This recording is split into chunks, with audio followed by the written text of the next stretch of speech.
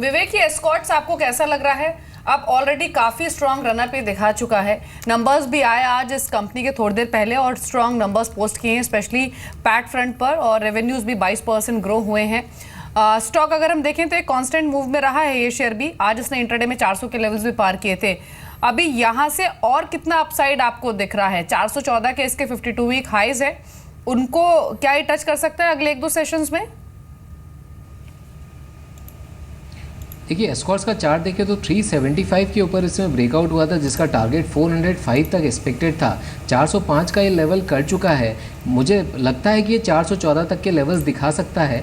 By on dips की रणनीति रखें। अगर 395 से लेकर 394.50 की रेंज में मिलता है, उस रेंज में फिर से एक छोटे स्टॉप लॉस साथ बाइंग की जा सकती है। 390 के स्टॉप लॉस साथ फिर से एंट्री करें।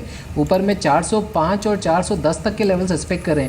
414 415 के लेवल्स के आसपास काफ़ी स्ट्रॉन्ग रेजिस्टेंस आएगा। उससे पहले प्रॉफिट बुक कर लें तो ज़्यादा बेटर होगा। चलिए, राणे होल्डिंग के नतीजे आए हैं और सिग्निफिकेंट इजाफा जो है वो मुनाफे में है। आय 703 करोड़ रजिस्टर हुई है, जो 562 करोड़ के मुकाबले है। लेकिन अगर आप बॉटम लाइन फिगर देखेंगे तो वहां पर सिग्निफिकेंट जंप है। अब 14% ऊपर स्टॉक है 932 के लेवल पे। 24 करोड़ की बॉटम लाइन कंपनी रजिस्टर की Q3 में 12.7 करोड़ से बढ़कर डबल। राजेश जी, एक बार फटाफट से अगर आप चार्ट देख पाए राणे होल्डिंग्स का, जिनके पास पोजीशंस हैं सर, वो क्या करना चाहिए उनको? और 15% स्टॉक ऊपर आ चुका है, कि यहाँ से भी और तेज हो सकता है? नतीजे फर्स्ट लेग में देखने में बहुत बेहतर लग रहे हैं, मुनाफा दोगुना हो चुका है।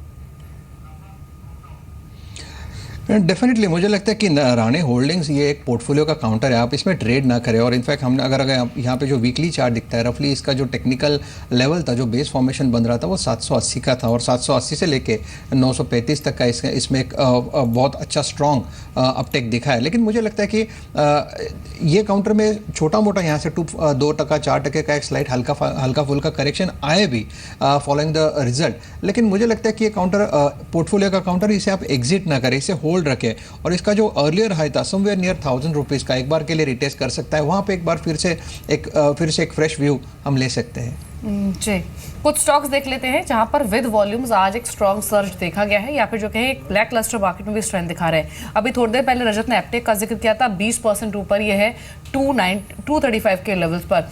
आज का एक स्ट्रॉन्ग परफॉर्मर एप्टेक रहा है और सुबह से ही वॉल्यूम्स इसी क्वांटम में रहे हैं। एक आप देखिए वेंकीज, अच्छे अर्निंग्स का असर, 18% ऊपर 707 के लेवल्स पर। राणे होल्डिंग का भी रजत ने जिक्र किया है, यहाँ भी 16% का इजाफा है। एक आप देखिए मैक्स वेंचर्स, इस स्टॉक पर नजर रहेगी, क्योंकि कल एक बोर्ड बैठक है जिसमें कोई इंपॉर्टेंट डिसीजन लिया जा सकता है। ये खबर सुबह आई थी, सिर्फ ये एक वन लाइनर, और तब से लेकर अब तक हमने कांस्टेंट बाइंग इंटरेस्ट स्टॉक में इमर्ज होते हुए देखे हैं। अभी भी ये दिन के ऊपरी स्तरों पर ट्रेड कर रहा है। साथ ही डेटामेटिक्स, मैकनेली भारत, ये कुछ और स्टॉक्स रहे हैं। ये मन्नापुरम फाइनेंस पर क्या करना चाहिए विवेक?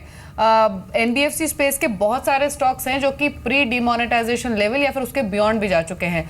काफी अच्छा मूव हमने पिछले 1-1.5 महीने में स्पेशली इन स्टॉक्स में देखा है। मन्नापुरम में अभी क्या 100 का लेवल अगर ये पार करे तो उसके बियॉन्ड भी जा सकता है? देखिए, मन्नापुरम में जो मुझे मैक्सिमम स्ट्रेंथ दिख रही है वो 105 तक का लेवल दिखता है। 106 से लेकर 108 के बैंड में काफ़ी स्ट्रॉन्ग रेजिस्टेंस आएगा और वहाँ से थोड़ा डिस्ट्रीब्यूशन देखने को मिलेगा। किसी को एक शॉर्ट टर्म ट्रेड लेनी है तो 101 के ऊपर जाए तो पोजीशन बनाएं, 98 के स्टॉप लॉस साथ, और 105 का टारगेट रखें। चलिए, एजुकेशन स्टॉक जिसमें एप्टेक में अपर फ्रीज लगा है, लेकिन रेस्ट ऑफ द प्ले देखिए आज बहुत स्मार्ट प्ले हुआ है। सभी एजुकेशन स्टॉक्स आज ऊपर हैं। एडुकॉम में बहुत स्ट्रॉन्ग कमाई, NIT, Aptech, Educomp, career point, ये कुछ ऐसे शेयर्स हैं जो आज गिरते बाजार में भी कहीं ना कहीं पकड़ मजबूत कर रहे थे। वो इसलिए भी क्योंकि प्रधानमंत्री ग्रामीण डिजिटल साक्षरता अभियान, इसके तहत जो आवंटन हुआ है वो है 2350 करोड़ का, और कल कैबिनेट ने इसको मंजूरी दे दी है। उसका एक इम्पैक्ट आज स्टॉक्स पे रिफ्लेक्ट हो रहा है। एप्टेक 20% अपर सर्किट पे खड़ा है। विवेक, इनमें से एजुकेशन स्टॉक्स में से, क्योंकि अब बहुत समय बाद एक पॉजिटिव रिटर्न्स देने शुरू करें इन स्टॉक्स ने, कोई स्टॉक आइडेंटिफाई करना चाहेंगे आप? करियर पॉइंट इन स्टॉक्स में मुझे सबसे अच्छा लग रहा है, क्योंकि करियर पॉइंट एक फ्रेश ब्रेकआउट के आसपास है। मुझे लगता है अभी 124 के आसपास ट्रेड कर रहा है। ऊपर में 132 तक के लेवल देखे जा सकते हैं। या तो करंट लेवल पे एंट्री कर सकते हैं, या 122 के आसपास फिर मिलता है तो एंट्री कर सकते हैं। 118 के स्टॉप लॉस साथ और 132 का टारगेट देख सकते हैं। जी, इस बीच एक बार मार्केट ब्रेथ देख लेते हैं और अगर आप देखेंगे 747 शेयर्स हैं जो कि बढ़कर ट्रेड हो रहे हैं और 794 शेयर्स ऐसे जो कि दबाव में है। तो मिक्स्ड ब्रेथ है अभी मार्केट की और आज हमने देखा भी है कि थोड़ा सा वॉलेटाइल ट्रेड हुआ है। अभी हालांकि अभी इंडेक्स को देखें यानी निफ्टी को तो वापस वो भरे निशान में ट्रेड कर रहा है। लोअर लेवल से एक डिसेंट रिकवरी दिखाई। ये बीएससी का एडवांस डिक्लाइन रेशियो है आपकी स्क्रीन पर जहां पर 1380 शेयर्स हैं जो कि 1348 शेयर्स जो कि बढ़कर ट्रेड हो रहे हैं और 1451 शेयर्स जो थोड़े दबाव में है। लेकिन निफ्टी अभी 8772 के लेवल्स पर ट्रेड कर रहा है। अभी थोड़ी देर पहले हम एमएससीआई इंडेक्स में होने वाले बदलाव की बात कर रहे थे। कुछ और स्टॉक्स होंगे टेक महिंद्रा के साथ साथ जिन पर आपको ध्यान देना है।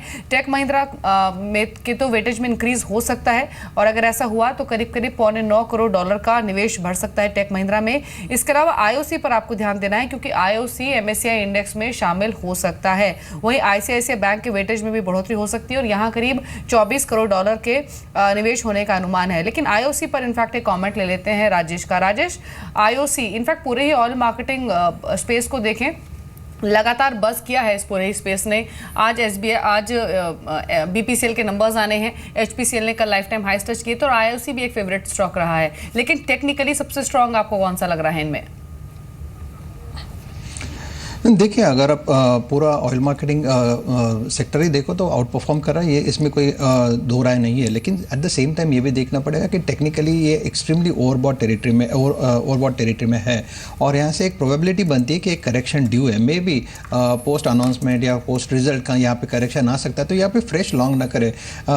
ये बात जुदा है कि काउंटर अच्छे हैं तो इन्हें लेना ही है, लेकिन कब लेना है मुझे लगता है करेक्शन के लिए वेट करे। आईओसी भी अच्छा है, एचपी भी अच्छा है और बीपीसीएल भी अच्छा है। तो यहाँ पे बीपीसीएल की भी बात करें तो मुझे लगता है कहीं ना कहीं 725 करंट मार्केट प्राइस है। बीपीसीएल मुझे इसका जो प्राइस पैटर्न है ज़्यादा कंफर्टेबल लगता है और इसका जो टेक्निकल ब्रेकआउट था वो 680-82 का था। यानी यहाँ से अगर ₹50 का एक करेक्शन बीपीसीएल में मिलेगा तो definitely one can go long in BPCL. नतीजे भी आने वाले हैं और उससे पहले बिल्कुल फ्लैट है बीपीसीएल। अब देखते हैं कि नतीजों में कल क्या कुछ रुख अपनाती है कंपनी और उसका इम्पैक्ट स्टॉक प्राइस पे डेफिनेटली देखने को मिलेगा। फिलहाल 725 के लेवल पे है बीपीसीएल। लेकिन दो बड़े नतीजे जो क्लोजली ट्रैक होंगे मार्केट में कल वो है स्टेट बैंक ऑफ इंडिया और बैंक ऑफ बड़ौदा की। और सरकारी खीमा बैंकिंग स्टॉक्स कल लाइमलाइट में रहेंगे क्योंकि देश का सबसे बड़ा बैंक जो है वो अपनी अर्निंग्स रिपोर्ट करने जा रहा है। Q3 रिजल्ट्स कैसे रह सकते हैं बताने के लिए पूजा मेरे सहयोगी मौजूद हैं अभी न्यूज़ रूम से। पूजा बताएं। एसबीआई के नतीजों की पहले बात करते हैं। ऑपरेशनली एक कमज़ोर क्वार्टर होगा ये एसबीआई के लिए क्योंकि लोन ग्रोथ में भी यहाँ कमज़ोरी देखने को मिलेगी। साल दर साल केवल 2% की बढ़त ही देखने का अनुमान है। और एसेट क्वालिटी की बात करें तो पिछले तिमाही बैंक ने करीब 25,000 करोड़ की वॉच लिस्ट घोषित की थी तो वहाँ पर से इस बार स्लिपेजेस थोड़े बढ़े हुए देखने को मिल सकते हैं और इसी वजह से ग्रॉस एनपीए में भी हमारा अनुमान है कि 7.1% के सामने ये आंकड़ा 7.4% के आसपास देखने को मिल सकता है। मुनाफे को जो थोड़ा बहुत सपोर्ट मिलेगा इस बार वो कंपनी को ट्रेजरी गेन से मिलेगा और नॉन इंटरेस्ट इनकम में हमारा अनुमान है कि इस बार करीब 56% की बढ़त साल दर साल देखने को मिल सकती है। उसी की वजह से हम देखेंगे कि लो बेस के चलते भी और नॉन इंटरेस्ट इनकम की वजह से मुनाफे में एक अच्छा जंप देखने की उम्मीद की जा रही है। अब बैंक ऑफ बड़ौदा के नतीजों की बात करें तो यहाँ पर भी ऑपरेशनली कमज़ोर क्वार्टर ही रहेगा क्योंकि बैलेंस शीट में जो सुधार की प्रक्रिया है वो अभी भी चालू है बैंक के लिए। लगातार एक कंसोलिडेशन स्टेज पे है पिछले तिमाही से और पिछले तिमाही हमने देखा था कि प्रोविजनिंग भी काफ़ी ज़्यादा की थी बैंक ने।